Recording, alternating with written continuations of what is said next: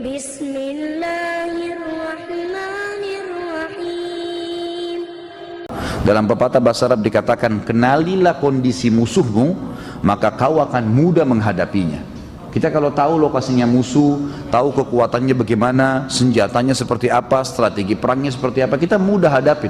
Biasanya orang kalau mau duel, mau sparring ke dalam bela diri, pasti kalau dia tahu, misal pertandingan kelas dunia, pasti dia akan coba pelajari, melihat beberapa cuplikan tentang rivalnya ini, bagaimana sih strategi perangnya, serangannya dia seperti apa yang paling sering dia lakukan, gitu kan? Kira-kira postur tubuhnya seperti apa, kekuatannya di mana titiknya, maka seperti itu dia akan tahu bagaimana menghadapinya nanti. Dan tujuan kita menjelaskan siapa itu syaitan, apa tipu dayanya, agar anda tahu. Ayat Al-Quran kekal, pegangi. A'udzubillahi minasyaitonirrajim, inna kaida syaitani kana dha'ifa. Tipu daya syaitan, dan syaitan sendiri adalah sangat lemah, kata Allah. Sangat lemah. Syaitan nggak bisa menjelma depan kita, cekik kita sampai mati. Nggak bisa itu terjadi, kecuali anda yang membuka pintunya. Misal sengaja ke dukun, sengaja belajar ilmu kebal, membuka pintu-pintu syaitan, maka dia bisa masuk. Dia hanya akan menjelma kepada auliyanya. Aulia ini orang-orang yang bergantung pada dia atau takut dengan dia. Tapi kalau orang yang bergantung pada Allah Azza wa Jalla, mustahil. Syaitan memiliki beberapa cara untuk menyerang manusia, dan syaitan musuh. Ibaratnya kalau saya sama seseorang berhadapan, musuh, saya pakai baju perang, saya pegang senjata, pedang dan perisai, dia juga begitu. Maka saya dalam perang harus mencari strategi untuk bisa mengalahkannya. Kalau saya diam, tidak nangkis serangannya, tidak berusaha menyerang dia, maka dialah yang akan menyerang saya. Apalagi kalau saya tidak membentengi diri, membuka diri, dan musuh pada saat mendapatkan ada celah di dada saya, di perut saya yang dia bisa serang, atau di leher saya, dia tidak akan cuil saja, tapi dia akan tebas supaya mati, dan akhirnya mati musuhnya. Begitulah syaitan dalam menghadapi kita. Dia berusaha membuat kita mati kalau perlu, tapi matinya tanda kutip adalah mati secara hati, ibadah, iman. Jadi sudah berbuat seperti apa yang dia inginkan, menjadi budaknya. Dia suruh berzina, dia suruh riba, dia suruh membunuh, dia suruh apa saja, maka dikerjakan dengan bisikan sedikit saja. Dikatakan tipu daya syaitan yang pertama adalah menanamkan was-was, ya, was-was. Jadi ini betul-betul senjata dia yang dia gunakan untuk, ya, menyesatkan manusia. Makanya Allah Subhanahu wa taala mengatakan di dalam Al-Qur'an, dalam surah An-Nas yang sudah kita hafal, ya, alladzi yuwaswisu fi sudurin nas. Jadi dia memang yang menanamkan, yang mengganggu di dalam hati manusia, ya, di dalam hati manusia. Jadi Allah Subhanahu wa taala mengingatkan kepada kita, dan waswas digerincikan oleh para ulama, yang dimaksud dengan waswas adalah seseorang selalu ragu dengan perbuatan baik yang dia kerjakan, sehingga dia ragu untuk meneruskannya. Dia ragu untuk meneruskannya, dan akhirnya dia malas mengerjakan, dan puncaknya meninggalkan ibadah tersebut dan membencinya. Jadi ini pintu yang jelas dimasuki oleh syaitan, ya.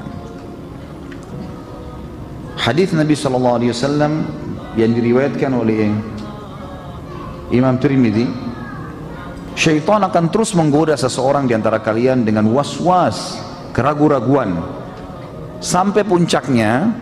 Misalnya was-was untuk sholat subuh ke masjid, nanti hujan, nanti begini, was-was sedekah nanti jadi miskin, was-was menikah karena nanti tidak cocok, dan beragam macam was-was. Yang jelas kalau antum ragu untuk mengerjakan satu perbuatan kebaikan, berarti dari syaitan. Harus dilawan, tidak boleh tidak. Lawan, itu bisikan dia. Sama dengan kalau ada musuh kita tawan, lalu dia mengatakan, hati-hati, kalau kamu maju ke depan pasukan saya banyak, hati-hati nanti begini, hati-hati nanti begitu. Orang kalau kesurupan syaitan lagi kemudian diruqyah, seringkali orang yang kesurupan itu mengatakan jin yang ngomong. Dia bilang, biar kau ruqyah saya, biar kau bacain ayat, di belakang saya banyak ada jutaan syaitan, jin. Itu cara dia, strategi dia. Tidak usah gencar. Seorang muslim tidak perlu pengecut. Mau jutaan, mau seluruh miliaran syaitan yang menghadapi kita, kita sendiri bisa menang, ya, Allah SWT akan bersama dengan orang-orang yang beriman. Innallaha ma'al ladzina taqwa wal ladzina hum muhsinun. Allah akan bersama dengan orang-orang yang bertakwa, patuh padanya, dan orang-orang yang berbuat kebaikan. Yang kedua, menebar ketakutan di tengah manusia. Syaitan senantiasa menakut-nakuti agar tidak mentaati Allah subhanahu wa ta'ala. Saat anda hendak mengeluarkan harta di jalan Allah, maka ia menakut-nakuti dengan kefakiran dan mengancam anda dengannya. Seperti Allah mengingatkan dalam Al-Baqarah membongkar kedok mereka, ayat 268. A'udzu billahi minasyaitonir rajim. Asy-syaitanu ya'idukumul faqra wa ya'murukum bil fahsya. Syaitan menjanjikan dan menakut-nakuti kalian dengan kemiskinan dan menyuruh kalian berbuat kejahatan atau kikir. Ketika anda hendak berjihad di jalan Allah, maka ia menakut-nakuti anda dengan kematian, senjata yang panas dan perlawanan yang keras. Lalu disebutkan dalam Al-Imran ayat 175, A'udzu billahi minasyaitonir rajim. Innama dzalikumus syaitanu yukhawwifu awliya'ahu fala takhafum wa khafuni in kuntum mu'minin. Di kancah peperangan jihad, tetap syaitan mengganggu, kata Allah. Sesungguhnya mereka itu tidak lain hanyalah syaitan yang menakut-nakuti kalian dengan kawan-kawannya, orang-orang kafir. Seakan-akan syaitan membesar-besarkan mereka, gitu kan? Karena itu janganlah kalian takut kepada mereka, tapi takutlah kepadaku jika kalian benar-benar orang yang beriman. Ketika anda hendak menyuruh yang ma'ruf dan mencegah dari yang mungkar, maka dia berdiri menakut-nakuti dengan akibat yang buruk. Misal, orang itu akan marah, nanti kamu akan dilecehkan, dan beragam macam peringatan. Maka lawanlah dan tetapkanlah kebenaran itu.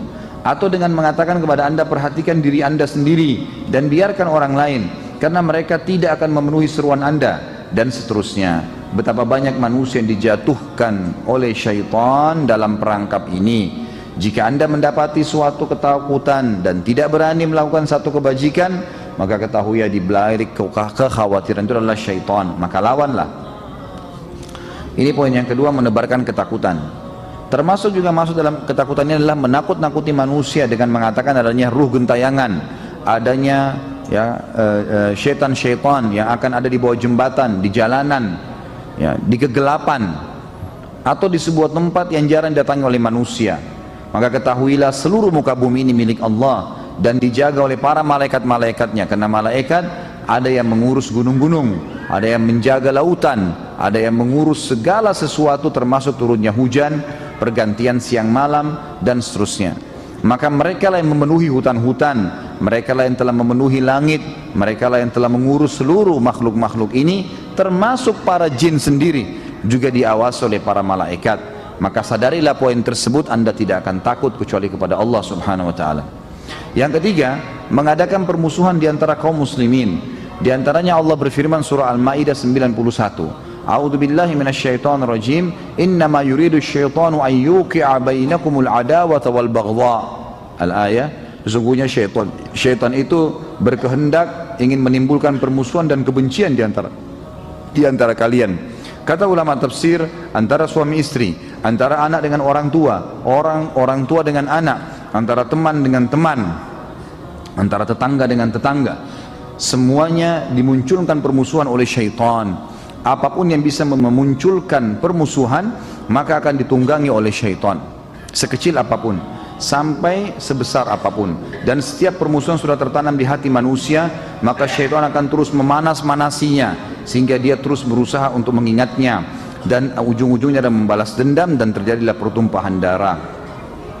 Nabi SAW bersabda dalam hadis riwayat Muslim, sesungguhnya syaitan telah putus asa untuk disembah oleh orang-orang yang sholat. Kalau orang sudah sholat saja, jaga 5 waktu sholat, sudah mustahil sembah syaitan. Sudah nggak bisa lagi syaitan goda dia untuk pergi kuburan, minta bantuan atau apa saja. Asal dia jaga komitmen sholatnya benar 5 waktu. Namun ia mengadakan permusuhan di antara mereka, munculkan permusuhan di antara mereka. Kelompok ini, kelompok itu, kau lebih benar, ini yang salah, dan seterusnya. Akhirnya terjadilah permusuhan di antara kaum muslimin. Seseorang bisa melihat fenomena permusuhan di bidang ini yang tidak terhitung banyaknya. Betapa banyak darah yang sudah dialirkan, betapa banyak permusuhan, betapa banyak dicerai beraikannya di antara saudara-saudara sekandung, apalagi orang lain. Betapa banyak suami istri yang cerai, berapa banyak anak yang durhaka dengan orang tuanya, dan juga benih-benih permusuhan ditanamkan di tengah-tengah masyarakat muslimin sebagai ganti dari persaudaraan. Dalang dari semua itu adalah syaitan. Dan kita harus tahu Lawannya adalah menerapkan justru perintah Allah subhanahu wa ta'ala. Syaitan tanamkan permusuhan, kita justru memaafkan dan merangkul. Syaitan suruh kita menzalimi atau mengambil hak orang lain, maka kita malah memberi dan bersedekah. Syaitan larang kita untuk menjenguk dan mendatangi orang sakit, tetap ziarah kepada keluarga, kita justru melawannya dengan mendatangi dan menjenguk mereka. Yang keempat, selain mengadakan permusuhan adalah menghalangi mengingat Allah atau zikrullah. Allah berkata dalam surah Al-Baqarah 152, "Fadhkuruni adzkurkum." Ingatlah selalu kepadaku, maka aku akan ingat kepada kalian. Syaitan bermaksud menggoda manusia dan menghalangi dari mengingat Allah. Sebagaimana Allah ingatkan dalam Al-Maidah 91, "A'udzu billahi minasyaitonir rajim wa yasuddakum an dzikrillahi wa 'anis shalah fahal antum muntahun." Dan menghalangi kalian dari mengingat Allah dan salat, maka berhentilah, itu lebih baik, gitu kan. Karena itu Anda lihat syaitan menjadikan keburukan tampak indah di hadapan mereka, seperti minuman yang memabukkan dan melalaikan mereka dari zikir Allah dan kata-kata yang melenakan berupa mendengarkan nyanyian dan sibuk mencela, mencaci maki, ghibah dan namimah. Hal ini menyesatkan dari jalan yang lurus. Allah subhanahu wa ta'ala berfirman dalam surah Luqman ayat 6, "A'udzu billahi minasyaitonir rajim wa minan nasi may yashtari lahwal hadits liyudilla an sabilillah." Dan di antara manusia ada orang-orang yang mempergunakan kata-kata yang tidak berguna untuk menyesatkan manusia dari jalan Allah. Kata ulama tafsir, karena syaitan telah menunggangi manusia-manusia tersebut dengan lagu-lagu dan musik. Ibnu Mas'ud pernah radhiyallahu anhu ditanya tentang lahu al-hadith, perkataan yang sia-sia, maka beliau mengatakan, demi Allah yang tiada sesembahan yang berhak diibadai kecuali Dia, ia adalah nyanyian, ia mengulanginya sebanyak 3 kali. Mungkin ada di antara kita mengatakan, saya punya masalah kecil Ustaz, saya hanya masih belum bisa tinggalkan nyanyian, laguan, musik, gitu kan. Saudaraku, saya jawab, ini bukan masalah kecil, ini masalah besar. Karena dalam hadis Bukhari dikatakan, musik adalah anak-anak panah beracunnya syaitan. Nggak bisa ketemu antara musik dengan Al-Quran, mustahil. Kata beliau, karena itu hati-hatilah saudaraku sesama muslim, jangan sampai syaitan melalaikan anda dengan perkataan yang sia-sia dari mengingat Allah. Ketahuilah perbedaan antara orang yang mengingat Allah dengan orang yang tidak mengingatnya adalah seperti perbedaan antara orang hidup dan orang mati. Sebagaimana Allah mengatakan dalam surah Al-Kahfi ayat 24, "Wadhkur rabbaka idza nasid." Dan ingatlah selalu Tuhanmu pada saat kamu lupa. Kata ulama tafsir, agar syaitan tidak ada celah untuk datang kepadamu. Ini adalah sebagian bentuk serangan syaitan kepada anda wahai manusia, gitu kan? Maka hati-hatilah.